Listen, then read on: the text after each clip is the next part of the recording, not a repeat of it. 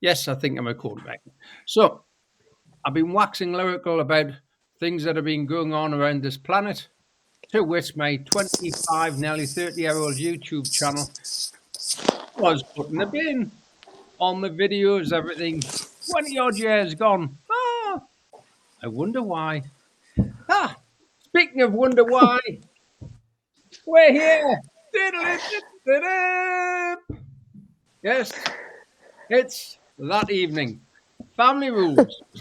Right. I'm sure evening Penelope. Hi Susan. By the way, if it sounds like Hello. Tourette's, it's me just shouting hellos to people as they come along. Right then. I've even got a list. Look at that, things to cover.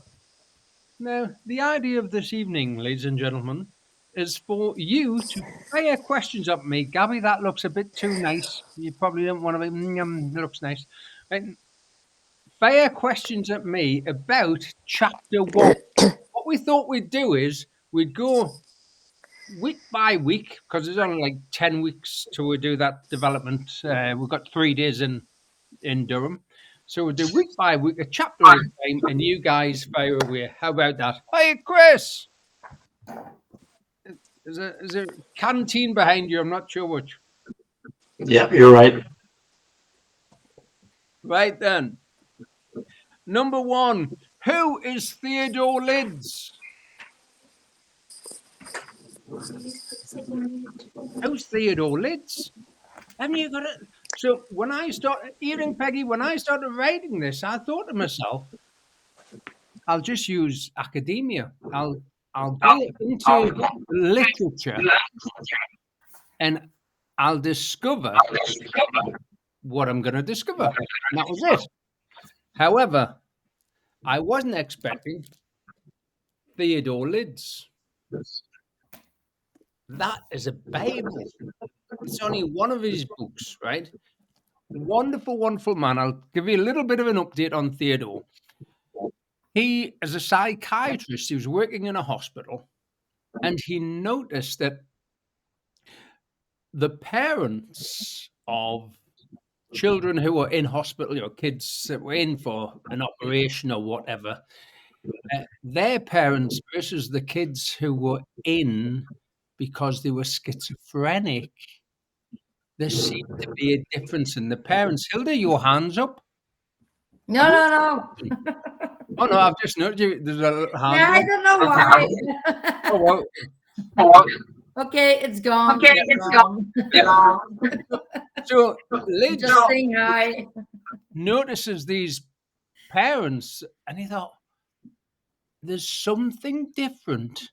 And what was different was the power between the mother and the father. Basically, the mother had a lot of power, and dad. Not that any of the people on here recognize who I'm talking about, but it gets you thinking, right? So he decided to do a study on these families, and it's all in here in The Person. Beautiful, beautiful book. And this other one he came, which is there, Schizophrenia. It's a brick. I'll love to show you it that way. Schizophrenia and the Family. The Fab reads, and basically what he did was he did real-time studies on these actual families. So I thought I was going to write family rules and begin my journey with Virginia Satir. How wrong I was. I love her. It's Fab, isn't it? I thought we'll begin with Virginia. But actually, as soon as I got into the literature, I had to go backwards. And I thought, wow. So when you look at Lidz's work, Hilda, you think, blooming heck. So it's sort of a forerunner before, because we all told you Virginia was the first to go into a family, a whole family unit. But actually, Lidz was doing that as well.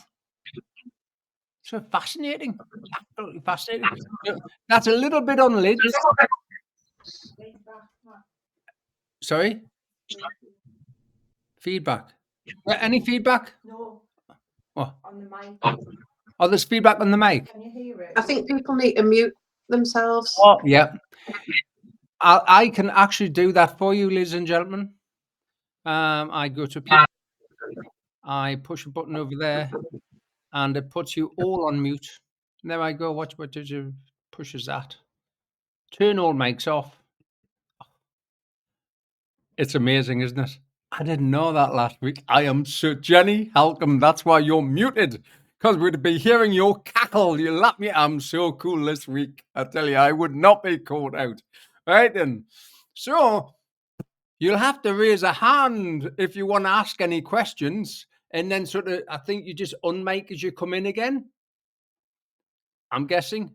I'm not that far advanced. I know how to shut everybody up, but I'm not sure how to bring them back on again. So any question on Lidz? Nothing. So those two books went into making the Family Rules book. And obviously, so did Virginia's New People Making. Now, if you get a chance, have a look around on Tinternet, because John Banman, Professor John Banman, I did some training with John, lovely, lovely man. He's Canadian, and he's doing the rounds again. He's got to be clocking on a bit now, but I did see him giving a couple of interviews last year. So just if he's in your neighbourhood, well worth catching up. I don't think he'll come out of Canada nowadays, but fantastic, lovely gentleman to actually, again, firsthand. I was fortunate because the guy I trained with was Wilf Proudfoot, and he was a dear friend of Virginia's. So I was as close as I could get, and obviously Wilf invited John across, so that's how we met and stuff. Right, enough of me. Next, chapter 2, and chapter 1 even. Any questions? I came. See, my idea was. I only read chapter 1. Hooray! Gabby, what? I'm sorry. I only read chapter 1. So... That's it. Chapter 1's the only one I want a question on. I was just teasing. Great.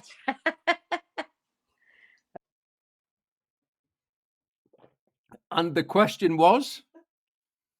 The question is that I don't have a question because I didn't read the chapter. The next. Right then. So is there anybody actually on here, right, who's going to fire any question at all that'll have anything to do with chapter 1? I will chat with you all. You got on. I have a question actually. Timothy. It's about the generalization. The moment the generalization gets become aware of the generalization, and your body becomes aware of the generalization, everyone's aware of the generalization, why does your body then keep on believing in it? Well, here's the beauty of it, is if everybody was watching Timothy at the time, then now that you are watching him, I'll ask him to say that again. Yeah. And then you can see what he's up. That's right. Nick's on it. You can see what he's up to, right? So if I can put you into spotlight, Timothy, maybe I can. I'm just going to maximize to it so you can all watch what he's up to. Right. There you go. Timothy, what were you saying there? I never quite heard you or caught anything. The generalization. Eventually, you make the generalization aware. So the body knows that there's a generalization. You know there's a generalization. You felt that it's a generalization. But why does your body still remember it as a generalization? Yep. Am I saying that right? Yeah. That's right. He sort of, the message kind of shifted there, but basically what we're watching at is, you know it shifted. Yeah. It shifted because as soon as you begin to get anywhere near, your system just throws you a red herring. So your non-verbals, when you first came out with it, you were la, la, la, la, la. Yeah. And when I caught you and put you on spotlight, your system went back the truck up. So that's why it's so beautiful working with this work, because a lot of the guys have been in the training with me. You can be sitting 10 feet from me, And in that chair, you're saying, yes, yes, I want to change. So I say, come and sit next to me. And you go from yay to in the space of 3 seconds. I mean, from there to the chair, and your whole system's like, get off, move away from me, red alert. So that's when you said you're aware of a generalization, you're not aware of a generalization. I'm pleased you're getting into language patterns, yeah, because there's generalization, there's distortion, and my main area of expertise is deletion.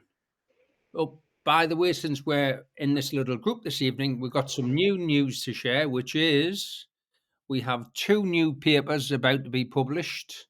They're peer-reviewed, and they're both surrounding the family rules. So we've managed to get like family rules into academic literature. So that's exciting, and they'll be published. Hopefully, they've been accepted. They've been peer reviewed, so they should be published before Christmas. Fingers crossed. And I'll share the links in the group and that with you when it's there. But basically, so just to show you what Timothy did, I can't see, what was that? I saw something. I can't see Matt or Timothy. I just have a purple window. That must be nice for you, having a purple window. And I'm not sure who said it. Lady or gentleman with the purple window, put your hand up. Jenny, you have a purple window, do you? Ah, well, I tell you what, if I take him off spotlight, minimize again, how's that? Is that working? Oh, well, Jenny, I can see you definitely. And I'm just going to check the videos on everybody else. Most people can see me, correct? Yes, they're nodding. That's user error then, Jenny. Sorry about that. Yes. She can get in. She can go out and get in again. Go out and and come then back in, Jenny. it will work. It'll work. If you log off and come straight back in, it'll work. Brilliant. Thank you, Gabby. There you go. Our technical advisor. Right then. So if you're watching the non-verbals, then what Timothy did was his arm went, he says, so how do you do a generalization? And his whole system's coming back. So he's actually showing you the loop. And it's beautiful to watch. The hand comes and the whole gesture goes the loop. Now, you don't get a congruent gesture, although you would think, well, it's very congruent, but actually it's incongruent because it's that part that's causing the imbalance. Now, if he was happy with it, he'd have said, oh, so, a generalization. But he didn't. He just went specifically with a generalization. Now, he didn't even have to say the word, because as soon as he does that gesture, I know what part of the universe or part of the pattern he's playing with. Does that make sense? The challenge is, if we're talking about you, you'll go blank. It's which is there's a lovely, lovely language pattern, and I bet none of you have practiced it. And if one of you has, I'm betting it'll be Nick. Nick will have practiced it, or Jen, right? But here, it's called a nominalization, right? Yes. Now, if you practiced it, I'll say, well done to you, right? But a lot of people fail to practice nominalizations. And if you don't practice them, all that happens is whenever you come up against them, you get like a fuzzy zzz in your head. So you think, oh, I'll leave them alone. But actually, what a nominalization does is it causes, it's a verbal marker for the freeze response. It's a verbal marker for the freeze response. So if you hear somebody speaking and they fall into a nominalization, what they're doing is, Jenny, is that any better now? Yes, brilliant. So thanks, Gabby. So what they're doing is the chat, they'll hit a nominalization. If you pick them up on it, just like Timothy was asking about generalizations, if you attempt to pick them up on it, what happens is they will then start youing. You know what I mean? You know when instead of I, they go you. They eject from the vehicle because you caught their nominalization. You weren't supposed to interrupt it. You weren't supposed to catch it. Now, if you do catch it, it's fantastic because you can literally, just by grabbing that nominalization, and sort of, it's a bit like having a tiger by the tail, by the way. Well, if you can hold on to that nominalization and help them break through, you're literally putting the freezer on thaw. Yeah, you're allowing them to unfreeze. So we were chatting some nominalizations before we came on. So I'll give you an example, right? Or a few examples, yeah? But if you think of a nominalization, it takes something that's active, something that's alive. And by the way, have a look on its Frontiers. I'll make a note myself and I'll put the link because we'll put this on the YouTube channel and I'll put the link to the paper because we've done a paper on metaphors, which was published, I think, last month or month before. That's out now. And if you look, it's probably one of the bigger papers we've written in a while, but it goes into how our metaphors have been hijacked. So our metaphors tend to be nominalizations nowadays. And if your life is run by nominalizations, you're going to find yourself restricted and confined. So have I whittled on enough about nominalizations? Can you give an example of how they do that with the metaphors? Oh, so I'm saying if you have a look in the metaphors paper, it'll give you a broader spectrum with which to place it in. Because what reminded me then was one of the contributing metaphors I put in was biophilic, which is the love of nature and life, biophilia, or necrophilic. So you can imagine my co-authors had a bit of a heart attack when I said, I need to put necrophilia in our metaphor paper. And they went, what? And I said, but hear me out. The biomedical system is necrophilic. It focuses on reducing a human being to an object and a thing,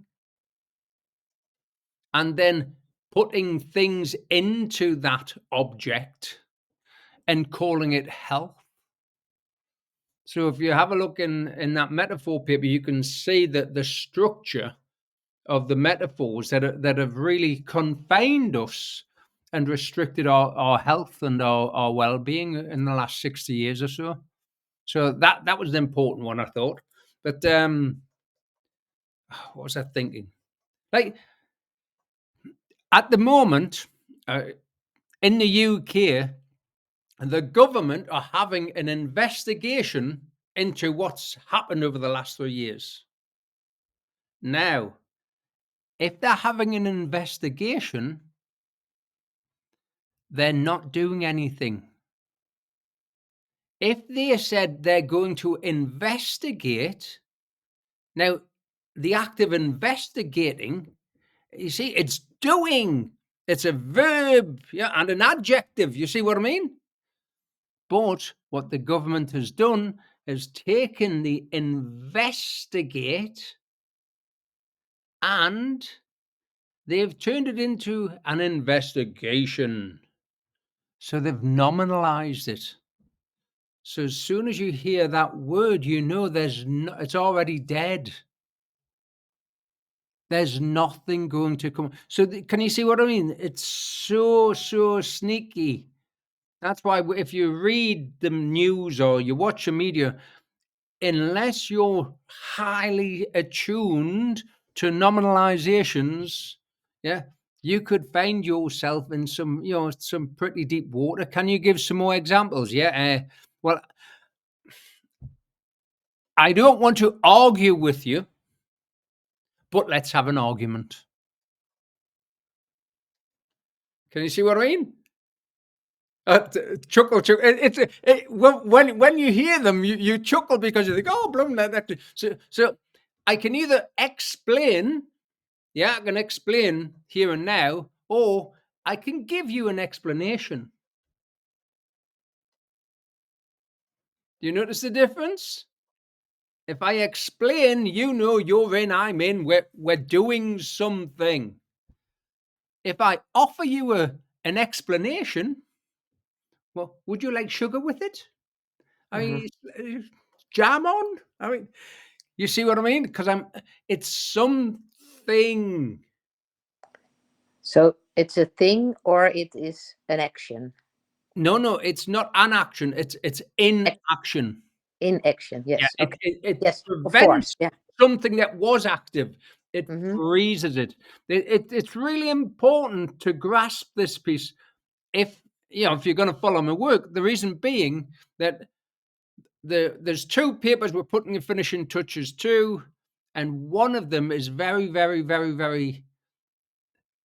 I've done an up-to-date image of a myriad of different conditions that will come from being in a freeze response. So that's biological, neurological, physiological, behavioral, and psychological. Boom, got the 5. Get in there. Didn't even write that down. Right. So thanks for participating. Question. Or thank you for your participation. Thank you for participating. That's me and Nick. We're participating. But thank you for your participation. Oh, would you like some milk with that? See what participation is a thing. Participating is what we're doing. Yeah. Nick, shoot. So somebody who was told consistently, do as you're told, if they had been said, do as I'm telling you to, how is that kind of, we got something there? Do as you're told or do as I'm telling you? How does the do as I'm told impact on someone? See, well, this we're looking at. Can you all hear and see? Is that okay? Because I've just put Nick on the main screen there. So what we're looking at there is some lovely work done by John Bowlby, on attachment theory. So it's key. I mean, I could have still been writing Family Rules. I mean, Family Rules 2 was already half written before I'd finished that one. But if we look at attachment theory, which is coming out in my next few papers, but while you're a child, your mum, your dad, your caregivers, all of your existence depends on compliance. So there are things, and Bowlby says it beautifully. He said, there are things that your parents wish they didn't know you know. You know what I mean? There's things your mum or your dad did, and they wish you hadn't seen them do it, or they wish they could expunge that from your memory. You know what I mean? When we were kids and stuff. And or mum or dad had a bad day, and you're there, and they just want to wash your brain out and pull it out. So I told you were just making that up. Now, they've looked at cases where kids have witnessed one young lad witnessed his dad blow his head off with a shotgun. So he was probably definitely dead, right? Suicide. But the surviving parent tried to clear that by telling the kid, no, your dad died swimming. And he said, but I said, no, look, you've seen that on television. Your dad died swimming. Your dad died of a heart attack in bed. You see what I mean? So now this is the beginnings of schizophrenia, because there's a schism. You see what? There's a crack, because I know what I saw, but that parent is no longer present. So I have to trust this parent. So now I'm in this inner conflict. And Freud really went deep on this as well, because he looked at memory repression and suppression. But the beautiful thing that we found with all of the greats is all of them acknowledged that memory was still very active, even though the child mightn't be able to say, oh, my dad told me X, or my mum told me what. You see what I mean? They might not be able to say at what point mum or dad did it. Or even if they can, I'd very much doubt that was the point, if you see what I mean. Because the original point, when the look is installed, that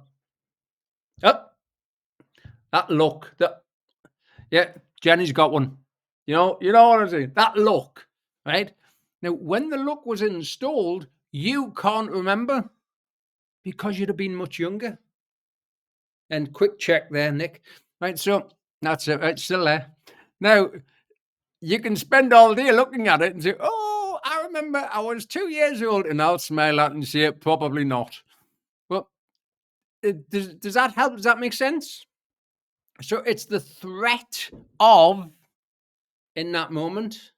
And the word we're looking at, and this is, we've got a 3D event as a few years coming along. And what I'm looking at doing in this one, we didn't do in the last one, because it's me, obviously, like Chris says. Oh, same stuff, different day. We're going to look at neglect. So you folks that are there, I'm going to put you through a pattern I've come up with to rid you from neglect. Now, neglect, and I'd encourage you to go and read up on neglect, because it's fascinating. And there's some really, really good studies done on it, like attachment theory. But if you think about neglect, you guys will see, when you go out on the town, or if you go to a city or whatever, you'll see the mum or the dad drinking with their son or their daughter. And you get chat, and they'll say, best friends, right? They're all over Facebook. That is neglect. Now, it's a double-edged sword, because the daughter, it will say mum and daughter, or son and father. What happens is, because the parent was neglected as a child, they buy extra goodies. They're smothering their child to be their best friend. But actually, that's not the case.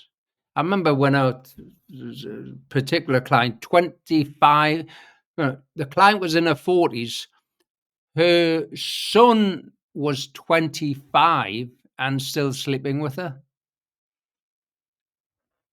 And she thought that was okay. But it's funny that, yeah, she was Belgian. I thought maybe it's okay in Belgium. It's probably not the same in the UK. But but what I found fascinating was that her mum and dad were high flyers, so she was neglected as a little girl. So because she was neglected, she overindulged her son, so that spoil them, be there with best friend. But actually, all she wanted was to reverse the role so that her son would become her father. And goodness me, are we seeing a lot of that nowadays? Everywhere. Look at Papa Channel. They're everywhere you look. Best friends. As a mother, you're supposed to hang about with people your own age. Yeah. Your kids hang about with people their own age. Yeah. If you need to hang about with your kids, you need therapy.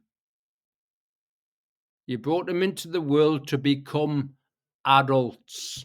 If you've got to cling on to them, you're the problem, not them. Is that all right? So we're getting into that. That's probably scare half of you off. Well, that's another thing. We realized the other day, right? Oh, Gabby? I got a question. Good. With the story you're telling now, is last weekend we went with our daughter and son-in-law to an island, and they had there was a marathon and a 10-kilometer race and everything, and we went along with their friends because they were there. They're not our friends. I don't want them to be our friends, but it's nice to be with them.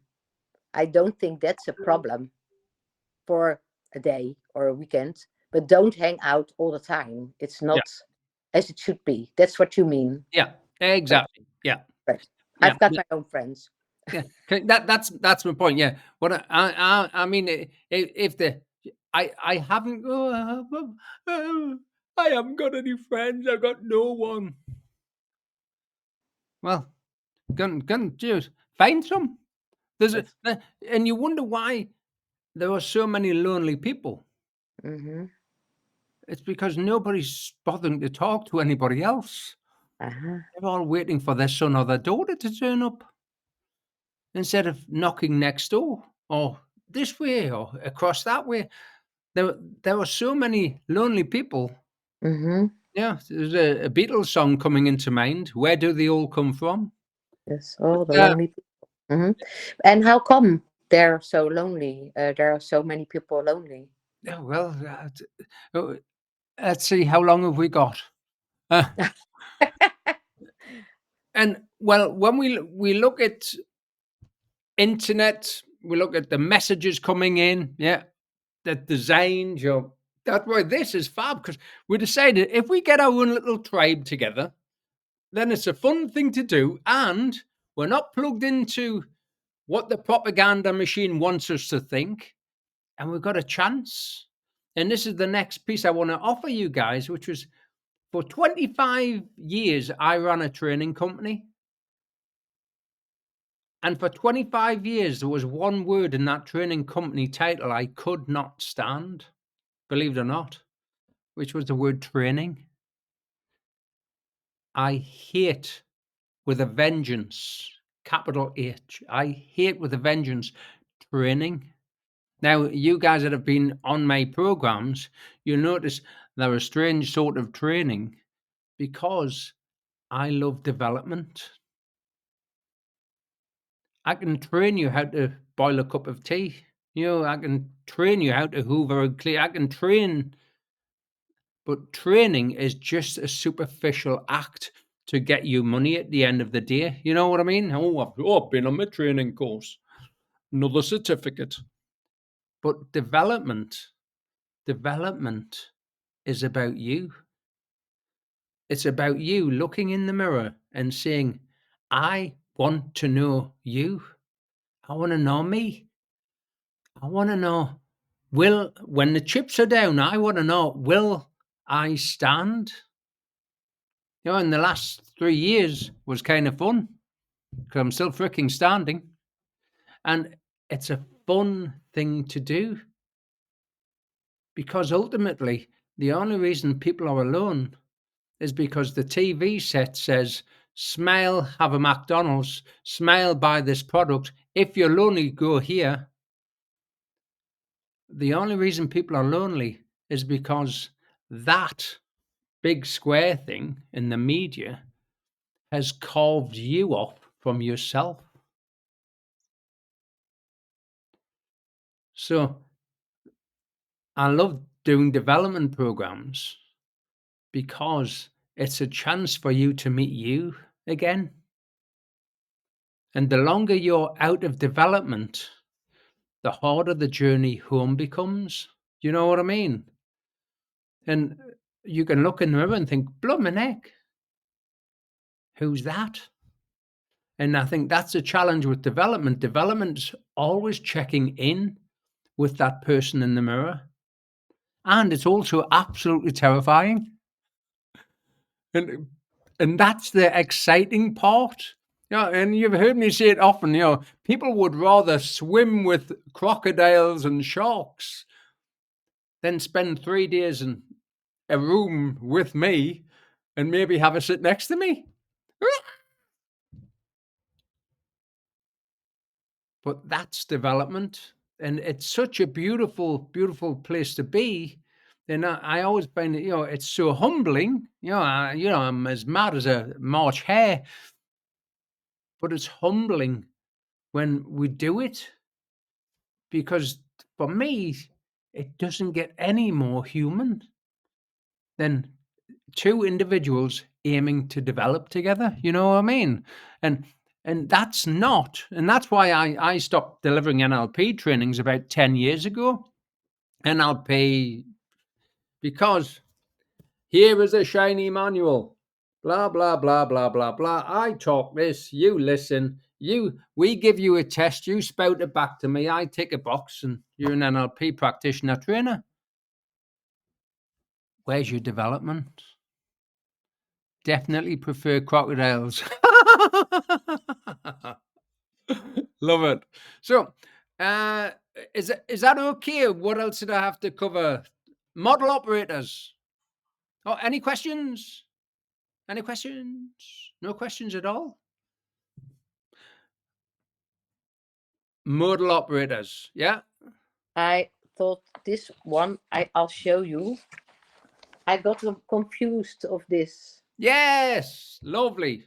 I thought, what is it all about?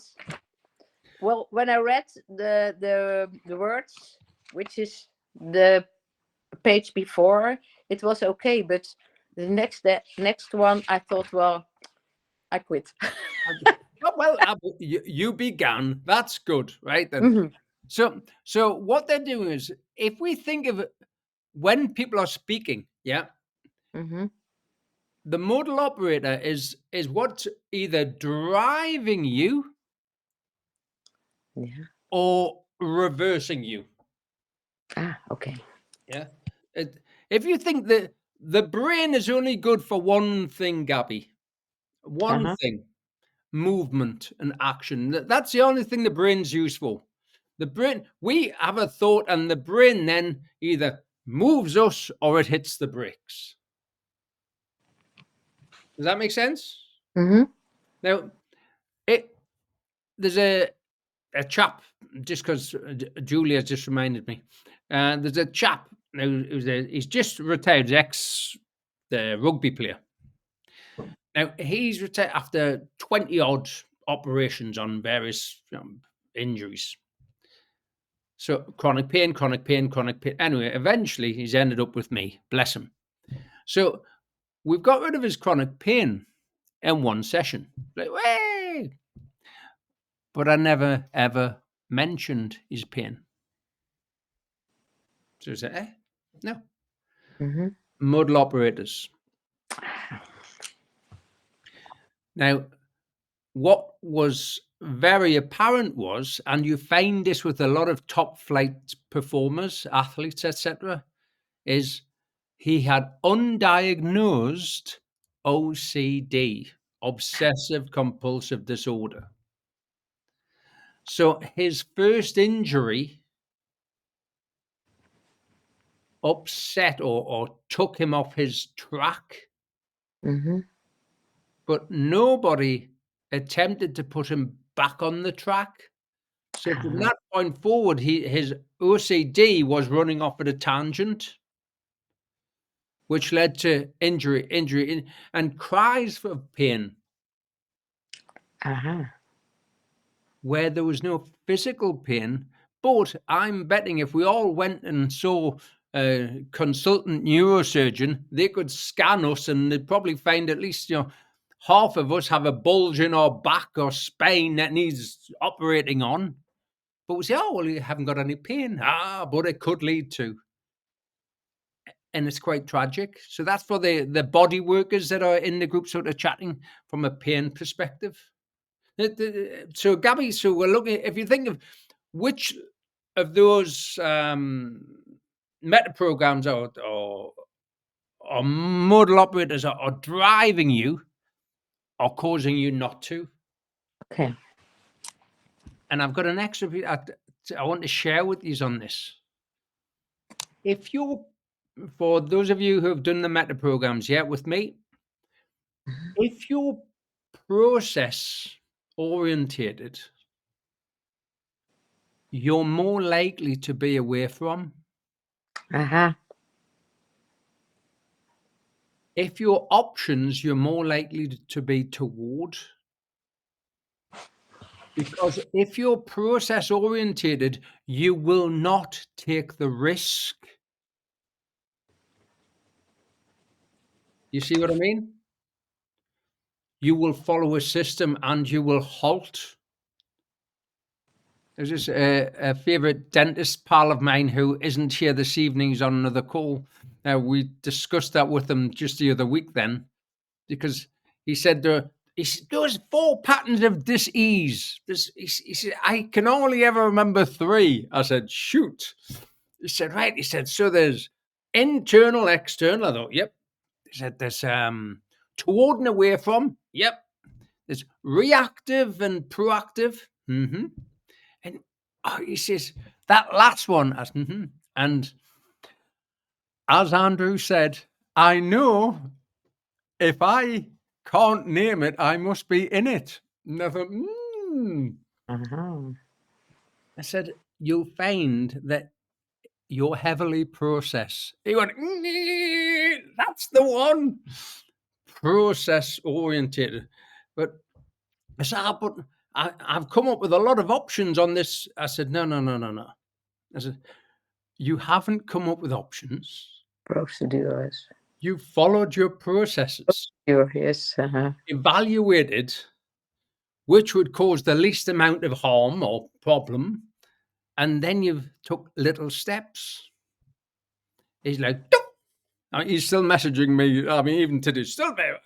That still rattled me. But helping him to realize where that deletion filter sits. And if those deletion filters here, that's why development, you can't get that in a training. You know what I mean? Because in a training, we can all agree with the person at the front and say, oh, yeah, tick. And we can walk out with a certificate. And that's really not what I'm about. Jenny, is your hand in the air? You got a question? Yes. So I'm a bit miffed now. So if you're processed, right, I thought, so you're saying processed people don't take risks. Is that what you said? I said what? Did you say processed people don't take risks? I said process people are risk averse. Yeah. Yeah. So they'll make sure every duck is in a row. That's right. There you are. Make sure all the ducks are in a row before they go pop. Yeah. So what did you have a complaint there, Jenny? What was that? What were you saying? No. Well, yeah, I get it now. Yeah. Okay. Okay. Yeah. So we just make sure everything's okay first before we take the risk. Yeah. Got it. So therefore, there's no risk.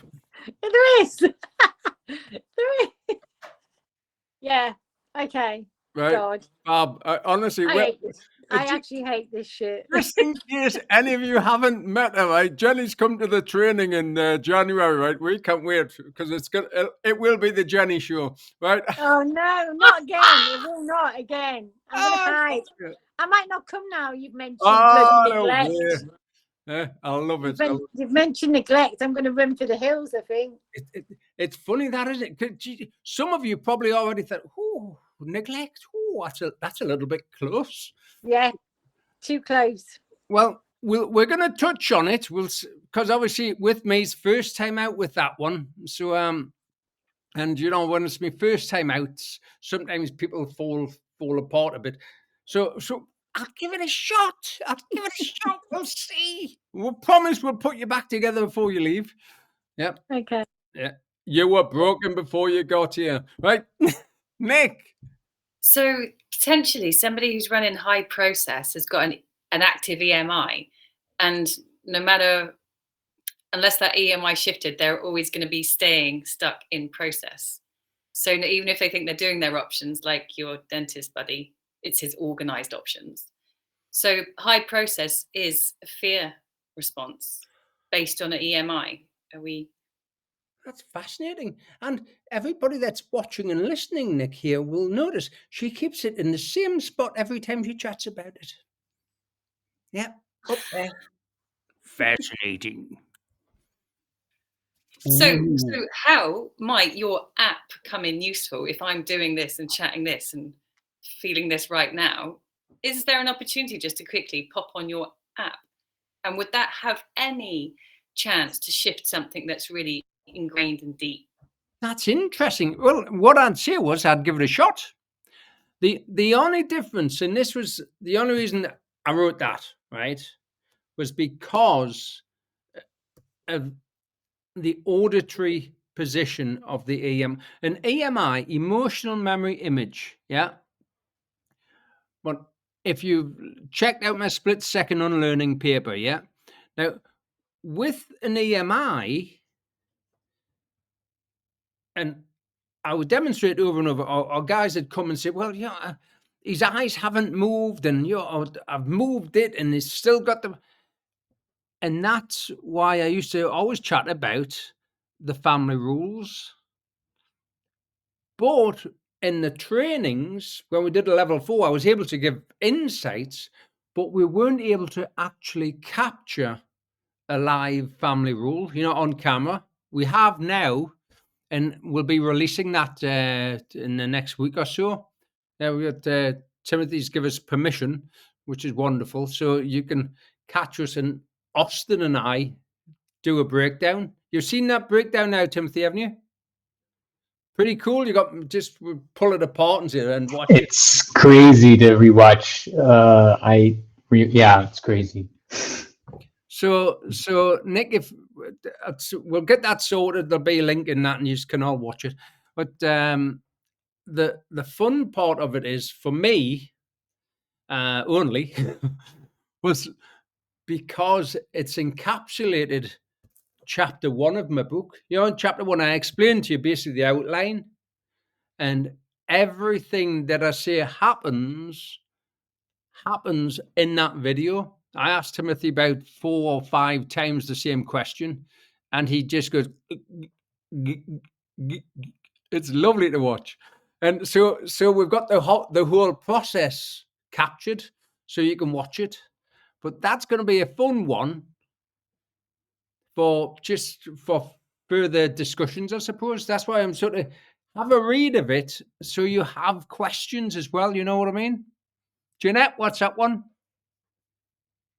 Jeanette, you were miles away. I thought I'd bring you back into the room. Hello? Yes, you were just miles away. What was that? I don't know.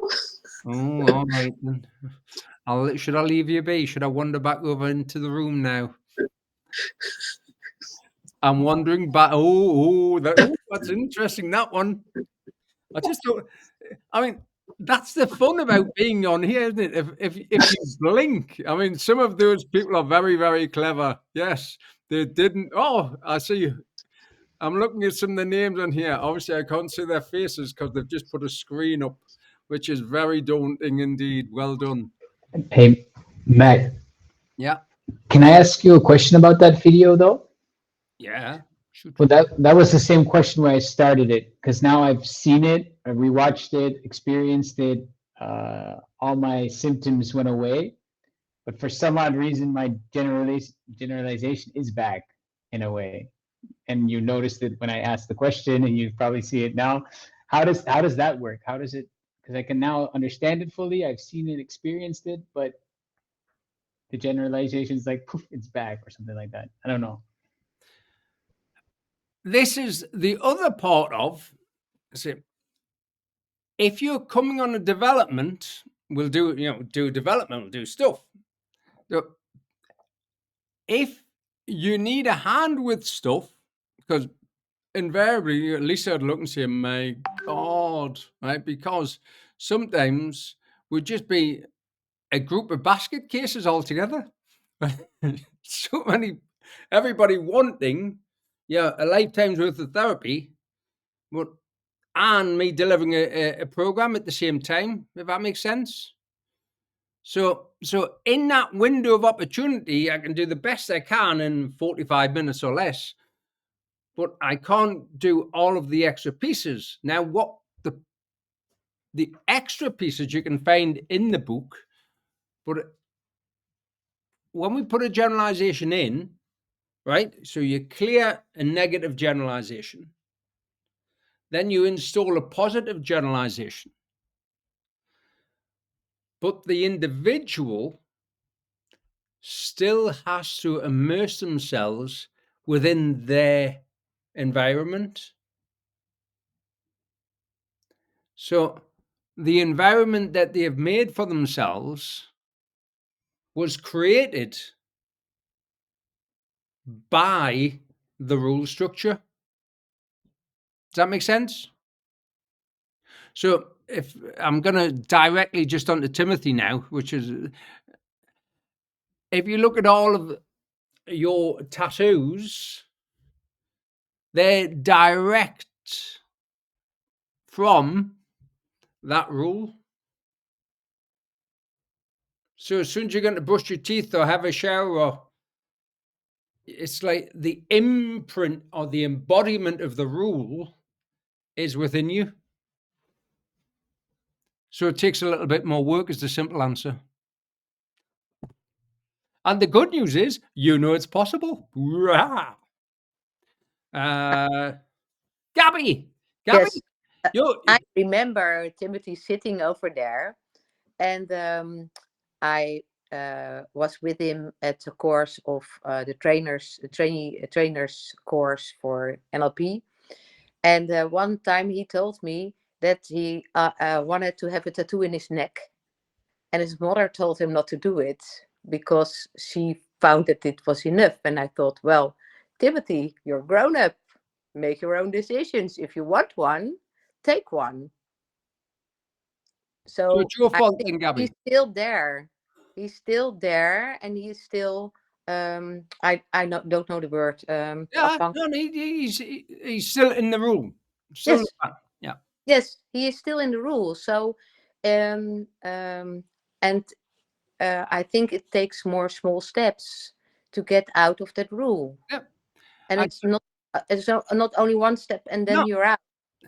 So some of the guys I work with on stage back then, they afterwards they chased up. So I've been working with them online, and got them all through where they wanted to be at, which was kind of cool. But I'll give an example. There's a guy in his 40s, married man, 3 kids, all of this. A boy, identity, son. But bodybuilder, son. Now, so I said to him, when his dad was a diabetic or something, for some reason, his dad drank fresh orange juice. I'm going to say diabetic, I can't remember, but his dad drank fresh orange juice. So I said to him, when you go to your dad's house, when are you allowed to drink your dad's orange juice?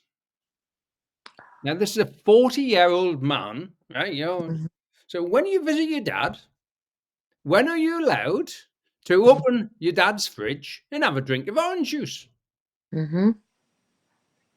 We spent about 40 minutes, him coming up with all of the excuses, maybe when my dad's in the garden, when my dad goes to the bathroom, when my dad's at the front door, when we're trapped. Because even as an adult man, he still was trapped under his father's rule. So that took us a few sessions to get him out of there. And when we got him out of there, his anger issues, which is what he came for, vanished. You see, it's beautiful doing this stuff, but it takes a little bit of work. Yes, because what I came for at your stage in July, it happened sort of again, but I decided not to go in. I made a decision, not again. I don't want it anymore. And it's still, it's label. It's difficult. It's still flexible. Yes, it's difficult, but I've got a lot of support at my job, and I feel strong, and I use my anchor. And when I use my anchor, and it's still there, because sometimes my anchor vanishes in the time when I sit there and talk, but it helps me out. So I think I'm strong. I can do this. Nobody's doing this again with me anymore in my life. I don't want it anymore. But it's still difficult, because there's still situations when the anxiety comes again, and I don't want the anxiety anymore. So I said, stop. And it's difficult, but I'm learning. Yeah. I think you find you're going to stop, but at the same time you do stop, it's a little bit too big for you, Gabby. Aha. Right. So you're going to have to move out all the way. You're going to have to say stop as opposed to stop. When it's stop, it's big. Stop. I do like this. Stop. Stop's easier. Yeah. Okay. Right. Thank you. Thank you. Did that help anybody tonight? The dying embers. We've got 2 minutes left. We hadn't even got into amnesia. There's so much in this first chapter, gang. Right, what do we want to know about amnesia? I forgot. Right, there's a minute left. Well, thank you for those who did participate. Nick, thanks for that. Thanks, Jen, for the my funny logical Fridays. Hey, I think it's just a nice thing to do. Obviously, I haven't got any sort of Dutch or Belgian translation. I'm sure you guys have, though.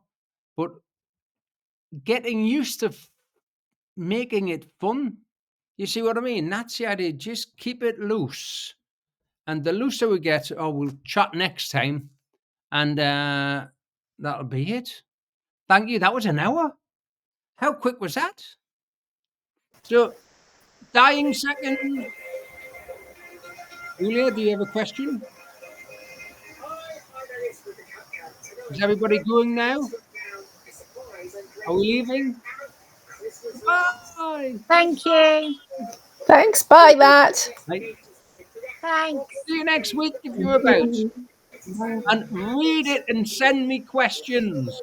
I'd love to have, that's even more fun. Brilliant. Right. Bye. Bye.